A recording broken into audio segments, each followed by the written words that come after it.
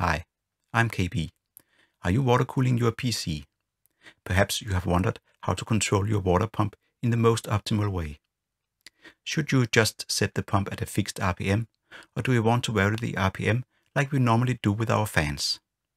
Today we are going to dive into 4 different ways to control your pump speed. But first, let's take a look at the physics involved in a water loop.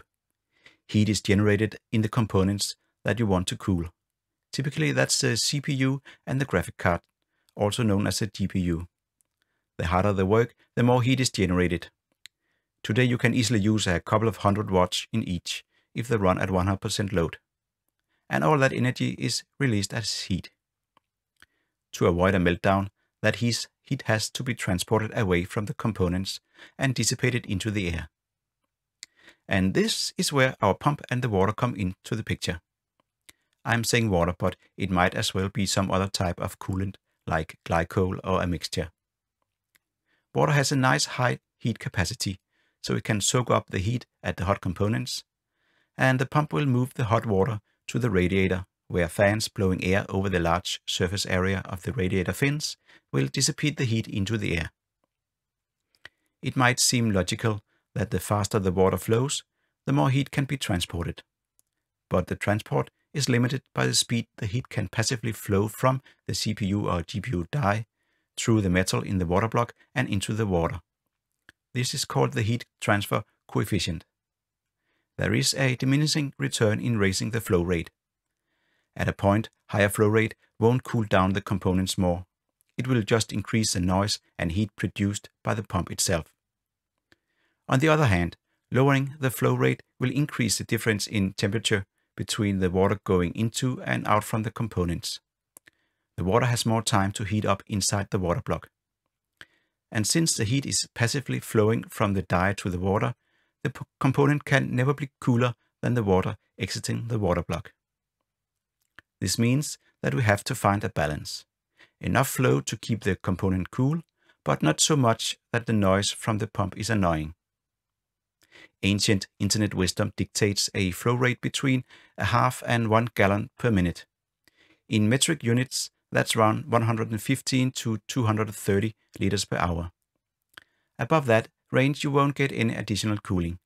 And below, heat will start to build up in the components. But this is, of course, a worst-case scenario. If the CPU and GPU are idling, you won't need that much water flow to remove the heat. We can compare our water loop to our heart and the circulatory system. If we are working out, we need a high blood flow to transport more oxygen to our muscles. But when we are resting, our heart can slow down, since we don't need the high amount of oxygen. So, should we mimic our circulatory system here? It makes sense to spare our heart, since that pump should last us a lifetime, and getting a spare part is both expensive and hard. This is a D5 pump. These pumps are industrial pumps designed to run at full speed for years. And should it fail, replacing it is not that hard nor expensive. But unlike hearts, water pumps can get noisy when they run at high speed. And running a pump at high speed uses more energy and therefore requires additional cooling. So depending on your setup, slowing down the pump when cooling is not needed can make a lot of sense. I have my PC sitting at my desk a meter away, and when the fans are idling, I can clearly hear the pump when it's maintaining a 115 liters per hour flow rate.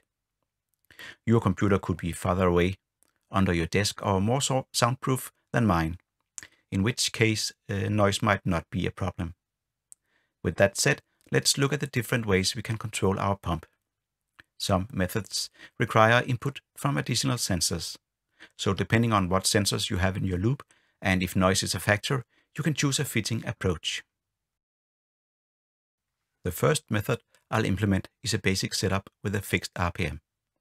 It is by far the easiest to set up. Just set the pump's power to a fixed value so that the flow rate is in the acceptable flow range. If you don't have a flow meter, you can still do a setup like the first. The trouble here is to find a power setting that gives you adequate flow. This we'll do by putting max load on the system and slowly dialing back the pump power until we start to see a steep increase in component temperature. For the third method, we'll go into variable pump speed territory. Here we'll use our flow meter to profile the pump and set up a fan curve to speed up the pump RPM when load rises. Lastly, we'll set up a PID controller, also known as a target temperature controller.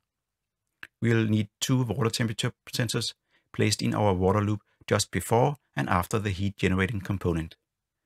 For this, we don't need a flow meter, but having one makes it easier to find a good minimum and maximum speed for the pump. And just to be clear, don't get tempted to use the water temperature as control for the pump. The pump is not cooling the water, it is moving the heat. Your water might still be cold when a lot of heat starts to be produced, which needs the pump to run fast. And your water might be hot, but your system has started idling, in which case running the pump at high speed is of no real value. Your fans are cooling the water directly, so they should definitely be controlled by the water temperature. But that's a topic for another video. I'll build all the solutions in AquaSuite from AquaComputer using an Octo controller. But the principles are universal across all controller brands. If you're lucky, you might have a flow meter like this one, which is really just a little tube with an impeller and a tachometer to count the revolutions of the impeller. We can set up a controller to run the water pump at a fixed RPM and measure the resulting flow rate with the flow meter. Then we'll find a power setting that gives us a suiting flow rate.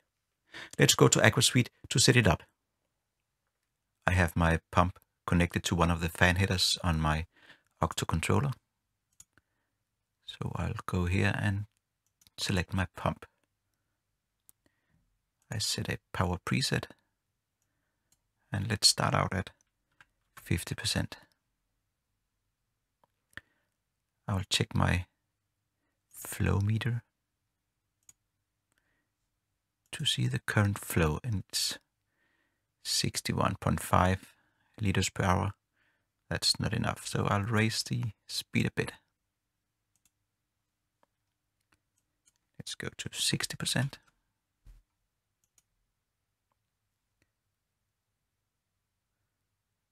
That gives me 88 liters, still not enough. Raise it a bit more.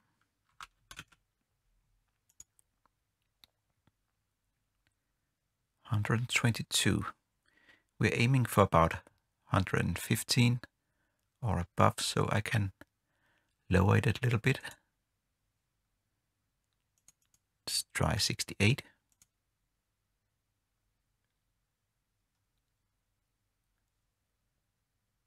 $117. Let's try 1% lower. 113. So 68% is the minimum I can set and still maintain a flow above 115. Sometimes pumps can get a little bit noisy, go into some kind of resonance at certain levels. So it sounds pretty good here, but I could go up a bit and listen to see if it gets a little bit less noisy. 69 is about the same.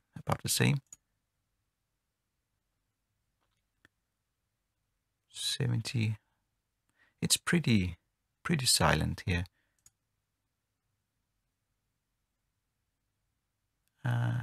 I can hear 71 a little bit, so I'll go back to 68. Yeah, 68% is a good setting. So that's really it. Just leave it at 68% and I have flow rate enough. 118 liters per hour. So that's it. If you don't have a flow meter, we have to use another approach to find the minimum acceptable flow rate. We do that by measuring the component temperatures at full load at different flow rates. If we plot those in a graph, we'll hopefully find a point where lowering the pump speed further would incur a large rise in component temperature. Or you can look at it look at it the other way around. It's at that point where you start to get diminishing returns for raising the pump speed further. We can add a little safety margin to that sweet spot and run our pump at that speed. Let's jump into AquaSuite to set it up. I'm going to use the preset controller that we set up during the last method. I've opened up a Google Sheet. You can use any spreadsheet program you like. It's just for noting down our measurements.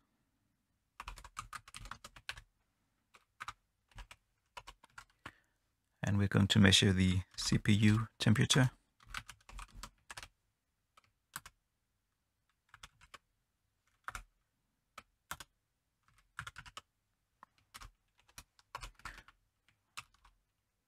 And the GPU temperature.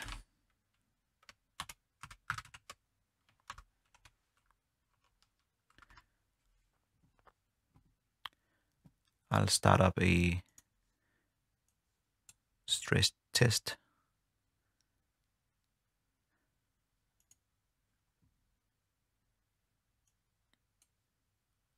And just let it run for about 15 minutes. I'm going to stress my CPU as well. So I'll let this run for about 15 minutes to make sure that everything inside the system has reached the peak temperature, stable peak temperature. And then I'm going to start to do the measurements. The stress test has been running for about 10 minutes now, and I'll just let it run in the background. I'll set up a new virtual software sensor just to have one page where I can see both the temperatures. I'll add my CPU temperature. I'll select the core average.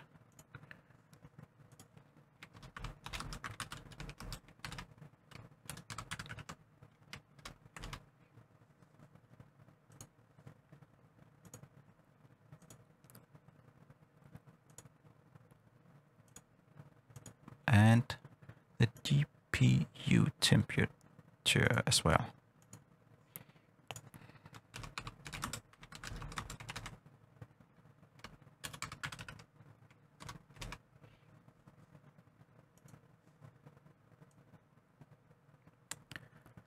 As you can see, they fluctuate a bit, so I'll make an average.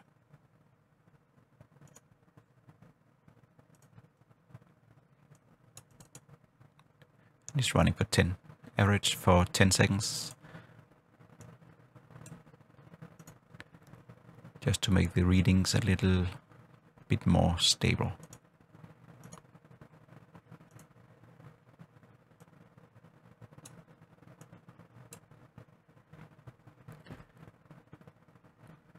I put my pump speed to 100%.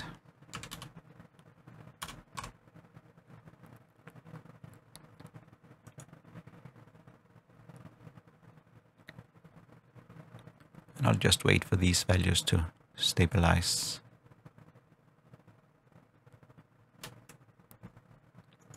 So the first reading is at 100%.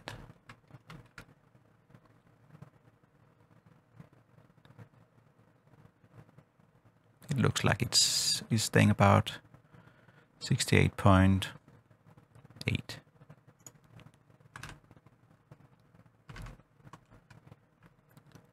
And the GPU is 52 degrees.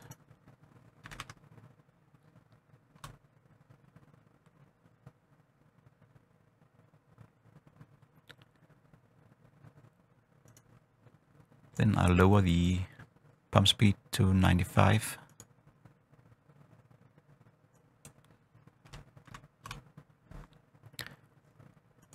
And do the same measurement here.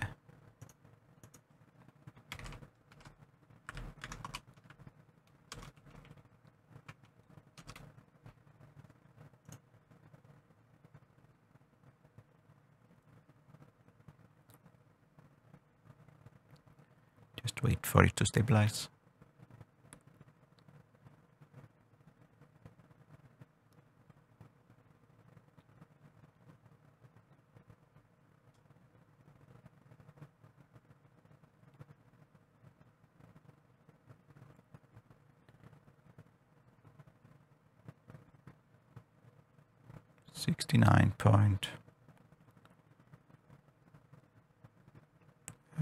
.1.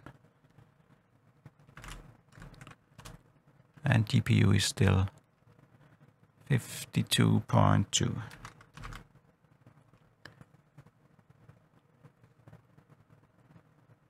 I'll continue doing this until I see a rapid rise in the temperature. I've finished my measurements, and this is kind of interesting. If we take a look at the temperatures here, my water has a constant temperature of 40 degrees on the inlet. And the first component that I'm cooling is the CPU. And we see about a 5% rise in temperature from going from 100% pump power to 35%, which is the lowest that my pump will go. But the GPU is going up about 15 degrees. And that's because it's sitting after the CPU, so it is getting hotter water because the CPU is heating it up more. I've made a little diagram here so we can see the temperatures, how they go up. And if I'm going to pick a good temperature, I'll try to calculate how much it rises with each step. First, for the GPU, because the GPU is really the one that it's going up most.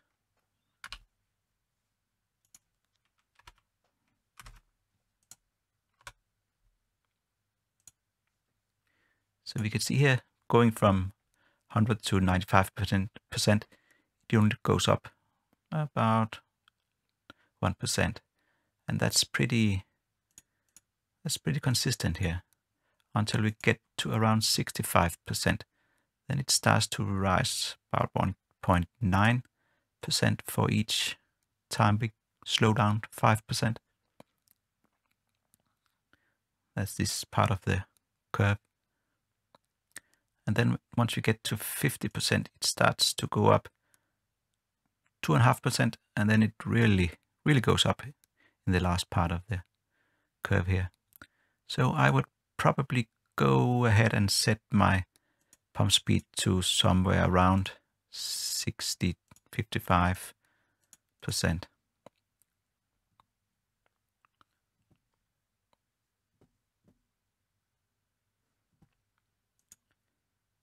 So that's really about it.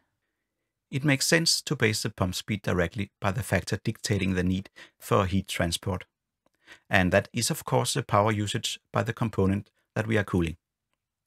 But first we need to find the lowest and highest power setting that we want to run the pump at. Let's go to AquaSuite to do that. During the first method, we found that a power value of about 68% gave us a nice flow above 115 liters per hour. 118. So we'll use that for our highest power setting. That should be sufficient when everything is running at max power. And during the second method, we saw that if we go down to about 50%, we get a flow rate of around 50 liters per hour. Or was it 45? Let's see. 45. That gives us 50 liters per hour. So let's try to make a controller that goes between 45 and 68%. depending on the load on the system. Since we cannot set a fan controller to run from anything but a temperature, we'll have to make a virtual software sensor that outputs a temperature value that we can use. So I'll make a new one. I'll call that one pump controller, and it should output a temperature. And I'm going to select the GPU and CPU load for the input. For my CPU, let's see, we can use CPU total.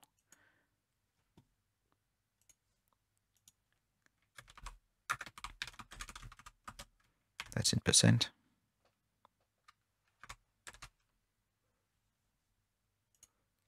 And we do the same for the GPU.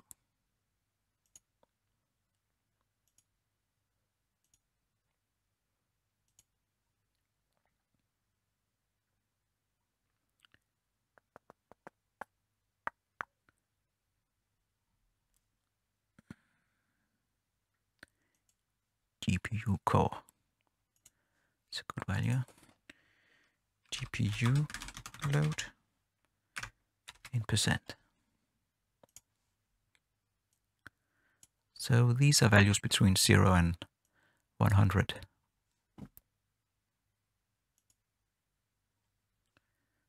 And I'll take the larger of the two. Of course, we might have load on the CPU, or we might have load on the GPU, or we might have load on both. And if only one of them is loaded, the pump still has to be running high. So I'm selecting the maximum value. And this is very jumpy, jittery, so I'll do a little filter on it. Low pass filter. It smoothes out the values here. You can see it. Time span is 10 seconds. I'll set that to 30 seconds. And it will dampen the value.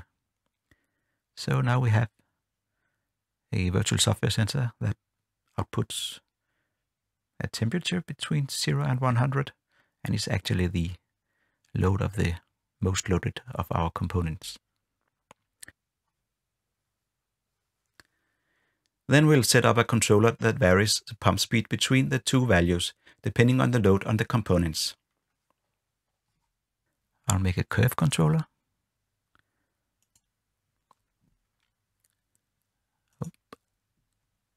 And I have to input this to the Octo.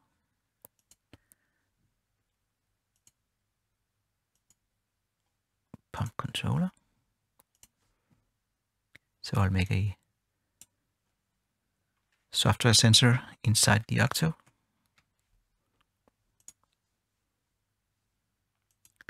So I can select it here. It's already selected.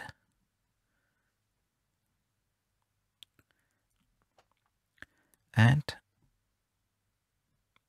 I will say that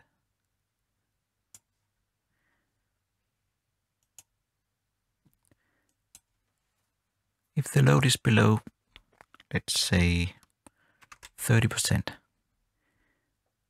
I just want to run at the minimum value. And I want the minimum value to be our 45%.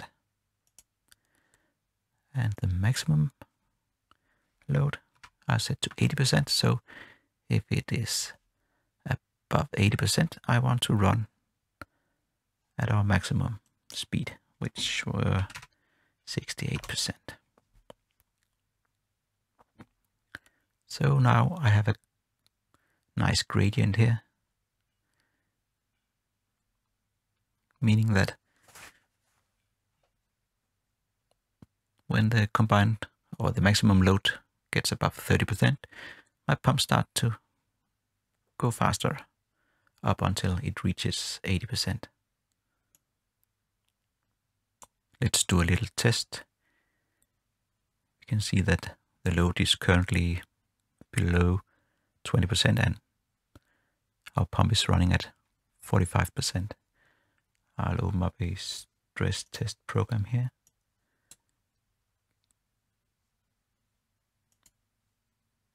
And put some load on my CPU.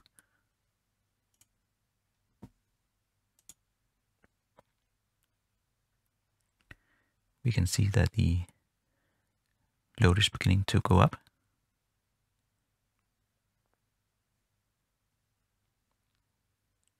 It's about 40%. And the pump is speeding up now.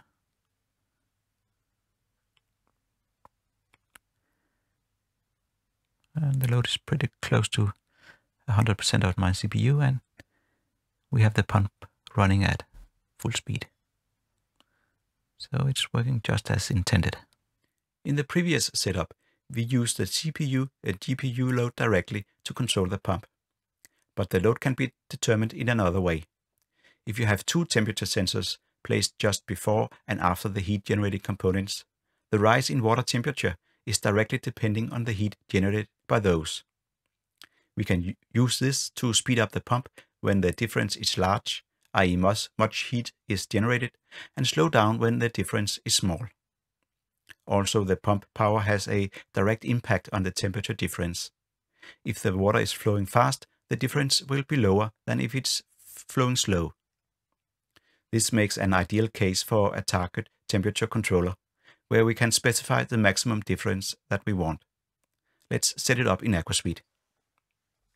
The target temperature controller also needs a temperature value as input, so we're going to change the software sensor that we built before to calculate the difference between the outlet and inlet temperature. That's the temperature before the heating components and after the components that generate heats. So let's add the two temperatures. I have on my Octo a temperature sensor that measures the hot side.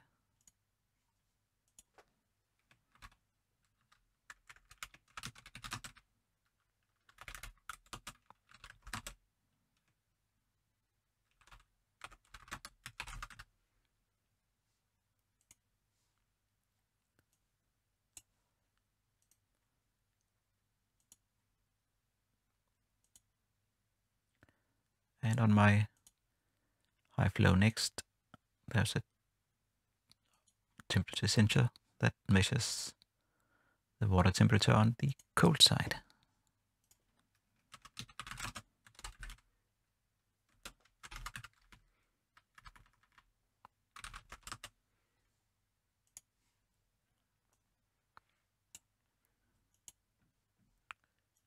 So let's calculate the difference between the two.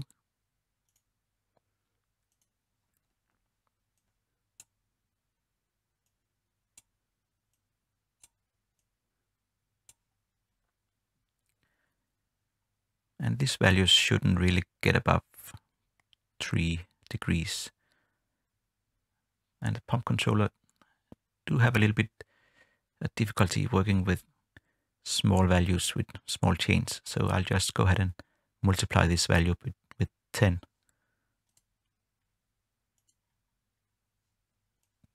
To make it a little bit easier for the controller to work with it. Constant 10. And multiply.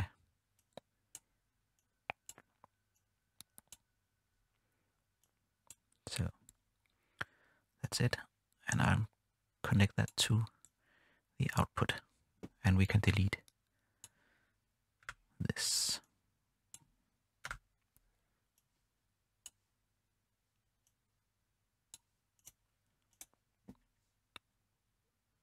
Let's go back to the controller I just set a target temperature. And let's say I want a difference of no more than 1.5 degrees. Should write 15 because I multiplied by 10. That's really all about what we need to do here. So let's test it out. I'll just start some stress testing.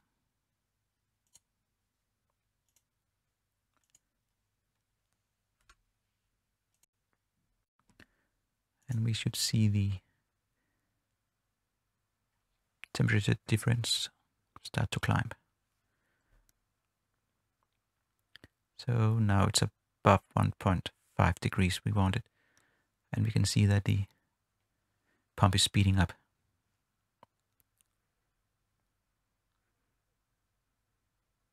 So now it's running at the maximum power that we set, 68%.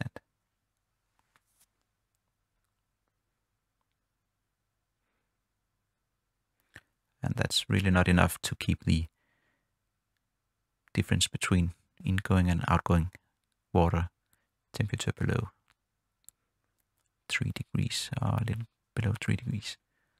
So if we really wanted to maintain 1.5 degrees, we had to raise the maximum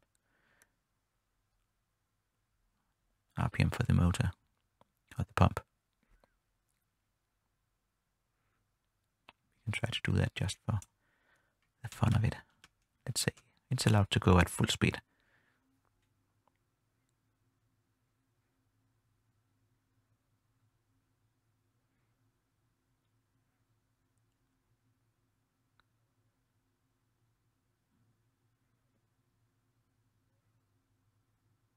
Oh, it can barely go down to 1.5.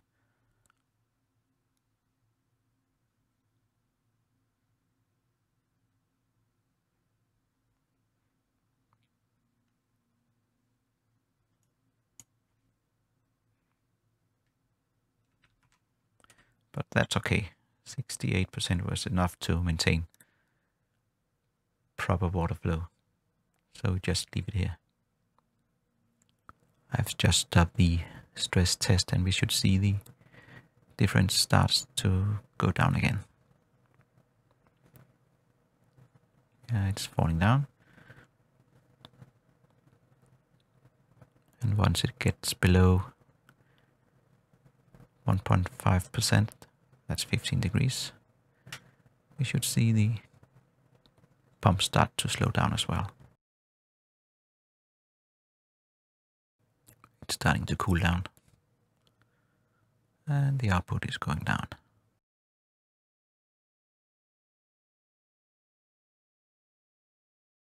And it's back to our minimum. There you have it. 4 different ways to control your pump. So is fixed RPM or variable RPM best? Well, I won't recommend one over the other. It all depends on your setup, equipment, and ambitions. Questions and comments are welcome below. And please remember to like and subscribe. Until next time, be happy and have fun.